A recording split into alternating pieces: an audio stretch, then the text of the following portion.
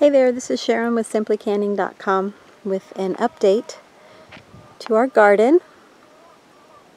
What you see right in front of me is a big patch of potatoes.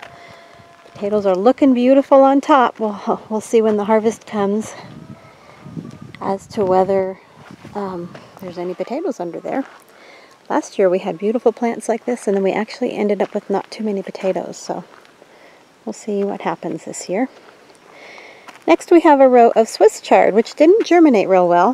What did germinate is coming up nicely. In fact, it's about ready. I think I'm going to start picking off of it, have some for lunch today. And it goes all the way down here and jumps across to this other little bed that I don't have actually, I don't have built beds in my garden. I've just got areas that I've kind of just worked off of. Anyway, that Swiss chard goes over into there, and then next to that I have a row of peppers, which are doing nicely. I've got peppers on there I can probably pick today too. We've got Anaheims back there, sweet banana peppers up here. There's the Anaheims, and then over here in this row we've got some bell peppers, which they're not very big yet. They're still pretty small. In front of that we have some cauliflower. Next to the cauliflower and peppers, there's a row of carrots, which are still pretty small. They did finally germinate, and I think they're going to do all right. And then over here, we have some red cabbage and some green cabbage. Now my cabbage is looking pretty pathetic right now. We had like a major aphid infestation, and I've been treating it with a homemade spray. I just used about a gallon of water and a couple tablespoons of dish soap, and I've been spraying it on there. From what I read, what that does is it actually washes the waxy coating off of the aphids, which causes them to dry up and die.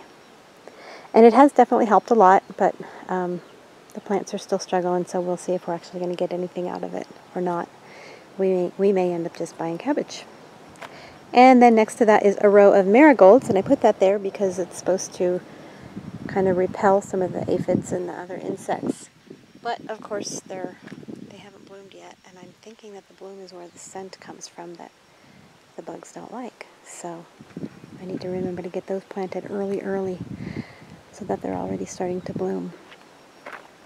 And then back behind all of that I have a row of dill. This is coming up nicely. It's pretty thick.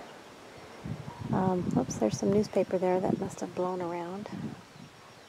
I resisted the urge to go through and pick up and weed and clean before I did this. I thought, no, let's just do it.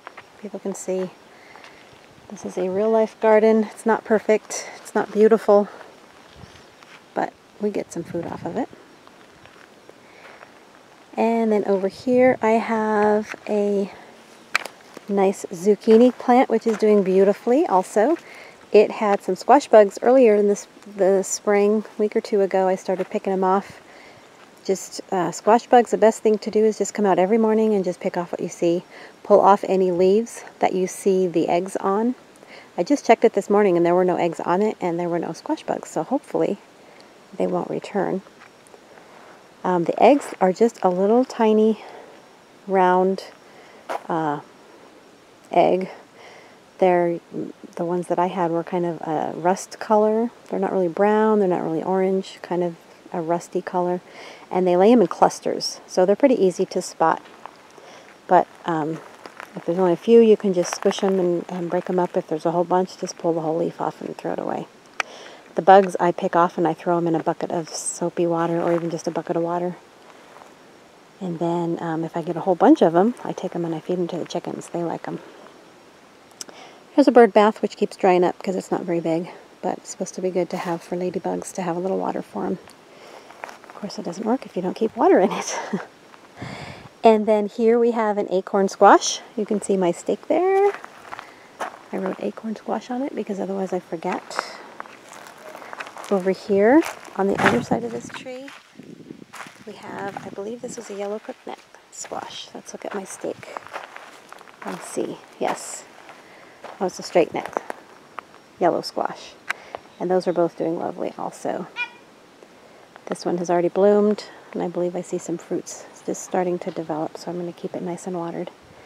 And the tree that they are under is this was, I forget, is this the apricot? My husband is the tree guy, and so he would know, and he'd probably laugh at me for not knowing. Okay, yes, that is the apricot. I checked the tag on it. And then over in this direction, I have my corn planted. It's doing wonderfully also. And over here I have, this is a peach tree. Now this tree also, we had a bunch of aphids kind of infested it earlier in the spring. I wasn't sure how it was going to do. These are pretty young trees. I think they've been in here 2 summers now, so this is their 3rd summer. But it had aphids pretty severely, and I wasn't sure.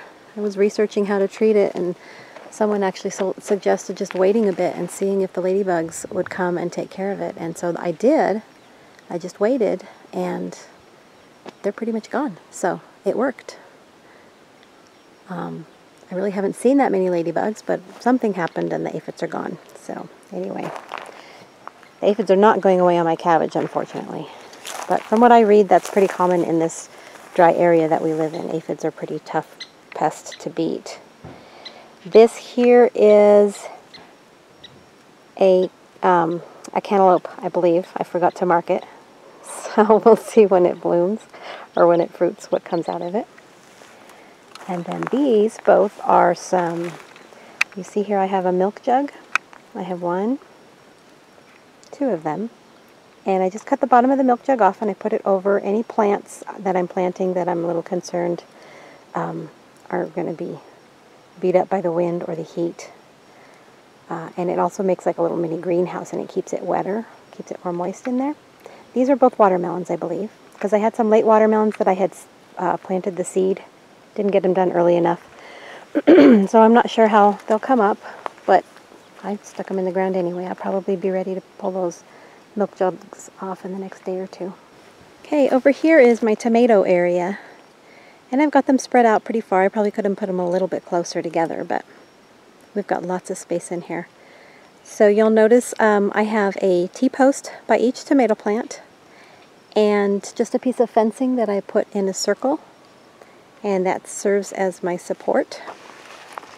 On the ground you can see a piece of drip line going to each tomato plant. And that's how I water my tomatoes and some of my other plants. I also have my zucchini over here on the same drip line. But that works. Watering in this ground, because I have such a heavy clay, slow and deep is what works best. So the drip lines work pretty well. Now I don't actually have the little drippers on the ends of each of these lines. I just have the hose laying on the ground, and it goes to each tomato.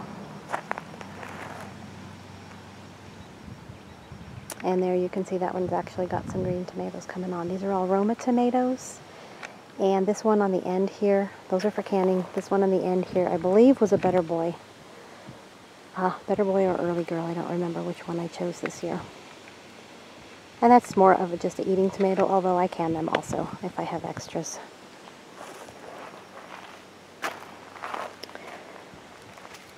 And then this is another peach tree right here. This one's a little smaller than the other one. Not too much smaller. Down here we have a cantaloupe. This is a nice one. It's doing really well. It got put in the ground a little bit earlier, so it's doing pretty good. I have a ladder here that when it gets, like I should start probably, when it starts getting bigger, I'll go ahead and trellis some of the vines up that ladder. It's just an old fruit, you know, just an old wooden ladder that is really not very sturdy for climbing on, but it works great for a trellis. And then down there at that end, I have just an eggplant. It doesn't trellis or anything, it was just a good spot for it. And right here, I have a cucumber. Same thing, I'll have that trained to go up that ladder. And then over there I have another cantaloupe. And this is another apricot tree. We've got 2 each, two apricot, 2 peach. And I've got watermelons planted at the base of my apricot tree. I did that last year with some squash and some melons, planted them in the base of these trees, and they did really, really well, so I'm hoping they will again. Of course, it probably has a lot to do with we mulch our trees pretty well. We add lots of grass clippings, wood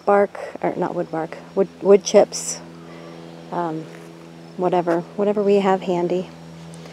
Over here I have an apple tree, and it actually has 5 whole apples on it this year, so if those manage to go ripe and we avoid the birds, I should probably get some netting. We'll have some apples, 1 each. We got 5 living here right now. And a little bit of Swiss chard in the bottom. I'm going to swing around here. Here I have my pickle plants, we call them. It's just a type of cucumber that's good for pickling. And they'll vine up this piece of fencing that I put up, just with some T-posts. And then I had some seeds start sprouting. I must have dropped them there because I didn't plant it on purpose, but that looks like it's going to be a watermelon. So I'm just going to let it grow. There we go. And then there's a little bitty something coming up there. It looks like some kind of squash. So I figure if it wants to grow, I'll just let it grow. And then last section over here is just another little area. I have carrots growing, then I have some broccoli and cauliflower, and then I have some beans over here. Now I don't know what I was thinking this spring, but this is not nearly enough beans for my family. I was having fun planting in this new garden area, and so that's what I get for not really taking the time to write it down and figure out what I need. I only have a little bit of beans. Everybody needs more green beans than that. So we'll see if it grows. And then I kind of saved the worst for last. Over here, this is just a couple of piles. This is leaves from the yard last year, and then that was from when we cleaned out the chicken coop. I'm just letting those sit. We'll probably spread it this fall to so it'll age. And then over here is a little area where I planted raspberries, and they are doing very, very poorly. I did have a few that are surviving. Some of them were transplants from another area in my yard that was too shady. But I probably shouldn't even show you that, but hey, we're being real today. So there you go. There's my pathetic little raspberry patch. We're going to try again in the fall and in the spring, see if we can't get something growing.